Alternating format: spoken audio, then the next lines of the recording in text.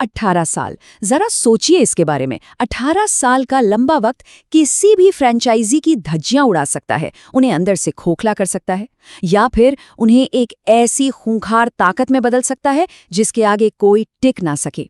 आज हम सिर्फ एक क्रिकेट मैच का विश्लेषण नहीं करने वाले हैं। ये कहानी है इंसानी दिमाग की, उस दमघोटू दबाव की और उस खौफनाक पल की जब एक टीम ने अपना इतिहास हमेशा के लिए पलट कर रख दिया। लगभग 2 दशकों तक एक चैंपियनशिप का इंतजार करना, सच में ये कोई मामूली बात नहीं है। ये एक ऐसी भूख होती है जो आपको धीरे धीरे अंदर ही अंदर खाती रहती है। इस महामुकाबले से पहले स्टेडियम में मौजूद हर एक शख्स उस भारी दबाव को महसूस कर सकता था।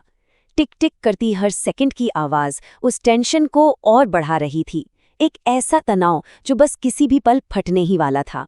अब आगे बढ़ने से पहले उस इल्यूजन ऑफ कंट्रोल यानी नियंत्रण के भ्रम को समझना बहुत जरूरी है। वो गुजरात का झूठा सवेरा, जब उन्हें लगा था कि सब कुछ पूरी तरह से उनके हाथों में है। शुरुआत में तो गुजरात टाइटंस को ये लगा कि उन्होंने इस खेल का पूरी तरह गला घोंट दिया है। देखिए, पहले 6 ओवर में वेंकटेश अय्यर ने जरूर आक्रामक शुरुआत की। पहले ही ओवर में 19 रन आ गए थे, लेकिन उसके बाद 7 से 10 ओवर के बीच गेम बिल्कुल शांत हो गया, एकदम रन अ बॉल। 13वें ओवर तक स्कोर था 128 रन 3 विकेट के नुकसान पर। ये एक बेहद संधी हुई चाल थी जिसने गुजरात को एक घातक सुरक्षा का एहसास दिलाया। पर वो अनजान थे कि ये खामोशी किसी बहुत बड़े तूफान से पहले की थी। और फिर रजत पाटीदार का तूफान आया। ठीक इसी पल इस मैच का पूरा मनोवैज्ञानिक ढांचा किसी कांच की तरह चकनाचूर हो गया। वो जो झूठी शांति थी ना, वो पल भर में एक ऐसे खौफ में बदल गई जिसने पूरे स्टेडियम को सन्न करके रख दिया। यहीं से शुरू होता है इस मैच का सबसे बड़ा टर्निंग पॉइंट। वो 33 गेंदें जिन्हें अगर शुद्ध पागलपन कहा जाए तो बिल्कुल भी गलत नहीं होगा। देखिए, पाटीदार का मैदान पर आना कोई आम पारी नहीं थी। ये एक प्रीमियम बॉलिंग लाइनअप का बेरहम मनोवैज्ञानिक कत्लेआम था। 33 गेंदों में 93 रन, जिसमें से 54 रन तो सिर्फ छक्कों से आए थे। 9 गगनचुंबी छक्के। रबाडा और प्रसिद्ध कृष्णा जैसे गेंदबाज हर ओवर में 15 रन लुटा रहे थे। जरा याद कीजिए, रबाडा का वो एक आसान सा कैच छोड़ना, एक कैच, और उसकी कीमत गुजरात को अपनी मानसिक शांति हमेशा के लिए खोकर चुकानी पड़ी। अगर पारी की गति में आए बदलाव की बात करें तो आंकड़े आपके रोंगटे खड़े कर देंगे। ध्यान दीजिएगा, पहले 13 ओवर में जहां 128 रन बने थे, वहीं आखिरी के महज 7 ओवरों में 126 रन ठोक दिए गए।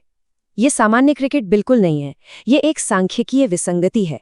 डेथ ओवर्स की इस गति ने गुजरात की किस्मत पर गणितीय और मानसिक दोनों ही स्तरों पर मौत की मुहर लगा दी।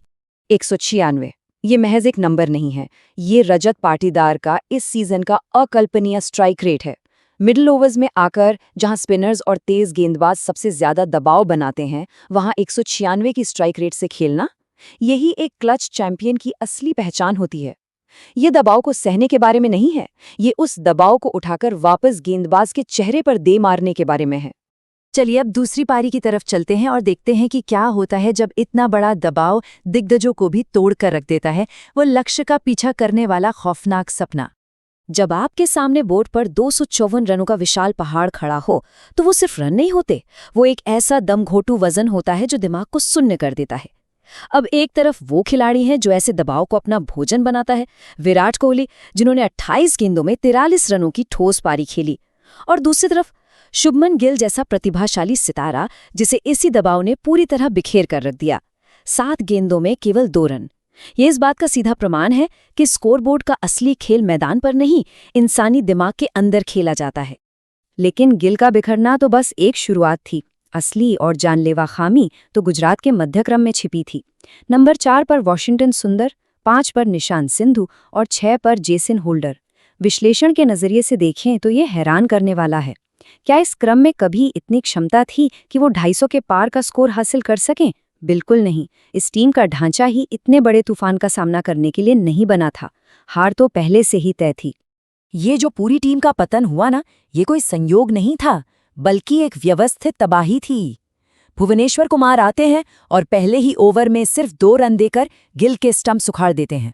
उसके बाद साई सुदर्शन का वो अजीबोगरीब हिट विकेट, बल्ले का घूमकर खुद अपने ही स्टंप्स पर लग जाना, ये भयानक स्कोरबोर्ड के दबाव का सीधा नतीजा था। हेजलवुड ने बटलर को आउट किया और रसिक डार सलाम के लगातार 2 विकेटों ने गुजरात की रही सही हिम्मत भी चकनाचूर करके रख दी। और यहीं से हमें दिखता है चैंपियंस का असली ब्लूप्रिंट। एक ऐसी टीम जो अब एक अनस्टॉपेबल जगरनॉट यानी एक अजेय रथ बन चुकी है। ये वो पल है जहां एक रोंगटे खड़े कर देने वाला सच सामने आता है। ये वो पुरानी नाजुक आरसीबी नहीं है जो दबाव में बिखर जाती थी। और इस नई मशीन का सबसे अहम पुर्जा है विराट कोहली। 37 साल की उम्र में ये निरंतरता सच में खौफनाक है।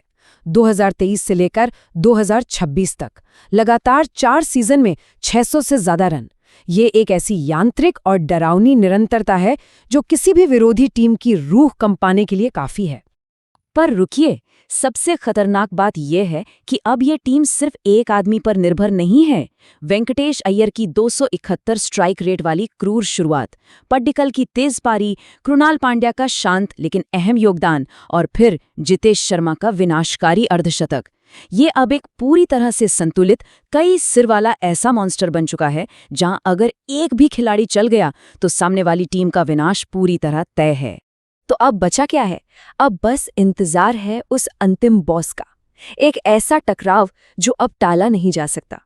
आरसीबी इस 18 साल के श्राप को तोड़ने के बेहद करीब है, लेकिन आसमान में अभी भी सनराइजर्स हैदराबाद की एक काली छाया मंडरा रही है। पूरे टूर्नामेंट की शायद इकलौती ऐसी ताकत जो इस निर्मम आक्रमण का जवाब दे सकती है। तो अंतिम सवाल जो हवा में तैर रहा है वो यही है, क्या सच में कोई इस अजेय रथ को रोक सकता है? क्या 18 साल का पुराना श्राप हमेशा के लिए दफन होने वाला है, या फिर हैदराबाद के हाथों एक बार फिर से दिल टूटने का सबसे खौफनाक मंजर इंतजार कर रहा है? जवाब बस कुछ ही कदम दूर है।